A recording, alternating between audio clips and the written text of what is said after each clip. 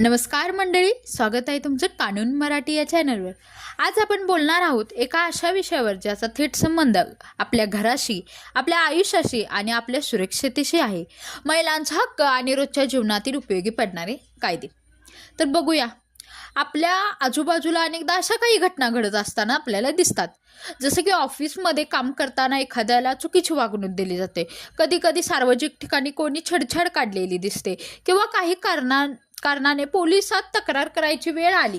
पण अशा वेळी मनात पहिल्यांदा प्रश्न येतो, मी काय करू, माझे हक्क काय आहेत हे आपल्याला माहिती असणं गरजेचं आहे। मी कोणतं पाऊल उचललं पाहिजे, किंवा मी कोणत्या ह्या गोष्टीला मी कसा प्रतिसाद दिला पाहिजे, किंवा काय केलं पाहिजे, या गोष्टी माहिती असणं गरजेचं आहे। तर आपण विविध प्रसंगातून हे जाणून घेऊया की आपण कोणत्या प्रसंगी काय केलं पाहिजे। पहिला प्रसंग, कामाच्या ठिकाणी छेडछाड। समजा एका मुलीला तिच्या ऑफिसमध्ये सतत अनावश्यक कॉमेंट्स केल्या जातात, ती अस्ताव्यस्त होते, पण आवाज उठवण्याची तिच्यात हिंमत नाही। अशा वेळी तिला माहिती असायला हवे, कामाच्या ठिकाणी महिलांना संरक्षण देणारा खास कायदा आहे आपल्याकडं, sexual harassment of women at workplace, prevention, प्रोहिबिटेशन and redressal act 2013।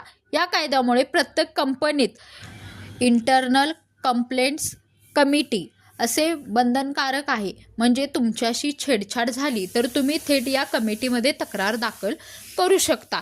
असे प्रसंग झाल्यास तुम्ही त्यामध्ये आपली तक्रार देऊ शकता। दुसरा प्रसंग आपण समजून घेऊया, सामाजिक ठिकाणी सुरक्षा। एका विद्यार्थिनीला कॉलेजला जाताना रस्त्यात सतत कोणीतरी पाठलाग करतोय, ती घाबरते। अशा वेळी तिचा हक्क आहे की IPC इंडियन पिनल कोडमध्ये सेक्शन 354 आणि 509 अंतर्गत छेडछाड करणाऱ्यावर कारवाई होऊ शकते।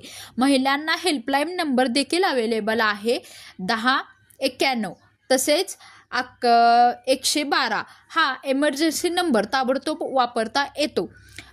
त्यामुळे एखादी मुलगी जर रस्त्याने जाताना कोण तिचा पाठलाग करत असेल, तेव्हा तिने घाबरून न जाता या हेल्पलाईन नंबरला कॉल केले तरी चालते। तिसरा प्रसंग आपण समजून घेऊया, पोलिसात तक्रार। अनेक वेळा महिलांना वाटतं पोलिसांकडे गेलं तर आपली फसवणूक होईल का, पण सत्य तर वेगळेच आहे। कायद्याने प्रत्येकाला पोलीस स्टेशनला महिला तक्रार सहजपणे सहजपणे उपलब्ध असतात तिथे, आणि ते बंधनकारक आहे। त्यामुळे तिथं महिला पोलीस देखील असतात। त्याहून महत्त्वाचं म्हणजे महिलांची तक्रार पोलिसांनी रात्री कोणत्याही वेळी नाकारू नये, आणि तक्रार लिहून घेण्याची जबाबदारी पोलिसांची आहे। म्हणूनच महिला आणि मुलींनो, लक्षात ठेवा, आपण एकटे नाही आहोत, कायद्याने आपल्याला हक्क दिले आहेत।